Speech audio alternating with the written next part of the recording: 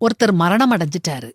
நல்லடக்கம் செய்யறதுக்காக அவருடைய உறவினர்கள் அவர் உடல வீட்ல இருந்து வெளிய கொண்டு வந்தாங்க. கொஞ்ச தூரம் போன உடனே பயங்கர மழை பெய்ய தொடங்குச்சு.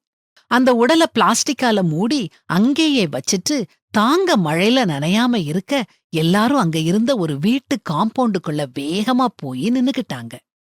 நிலைமைய நல்லா புரிஞ்சுக்கிடுவோம். நாம இறந்த பிறகு நம் மீதான உண்மையான மதிப்ப அறிஞ்சுக்கிடுவோம். இன்னைக்கு நாம இறந்துட்டோம்னா நம்மள விட்டும் மக்கள் வேகமா நகர்ந்து போயிருவாங்க. நம்ம உடல மறுபடியும் வீட்டுக்குள்ள கொண்டு வர மாட்டாங்க. நமக்காக யாரும் மழையில நனைய மாட்டாங்க. நமக்காக வேணா கொஞ்சம் கண்ணீர் சிந்தலாம்.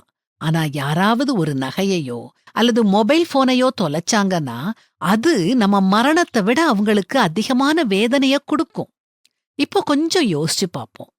நம்ம இத்தனை சீக்கிரத்துல மறக்க காத்திருக்கோம் மனுஷங்கள்ல யார திருப்திப்படுத்த இன்னைக்கு நாம இவ்வளவு பதற்றமா ஓடிக்கிட்டு இருக்கிறோம்? இது நம்ம வாழ்க்கை.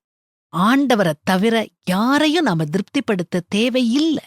யாரும் நம்மையும் திருப்திப்படுத்த போறதில்ல.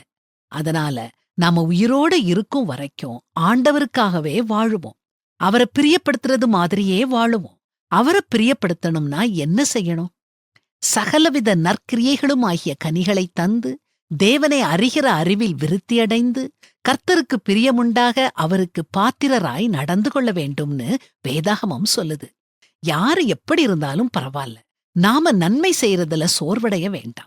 அதுக்கப்புறம் வேதாகமத்தை வாசிச்சு ஆண்டவரை பற்றி நல்லா தெரிஞ்சுக்கிட்டோம்னா அவருடைய சித்தம் என்னன்னு புரிஞ்சுக்கிடுவோம். அப்புறம் அவர் பிரியப்படுறது மாதிரி நம்ம வாழ்க்கைய மாற்றி அமைச்சுக்கிட்டு சந்தோஷமா வாழுவோம்.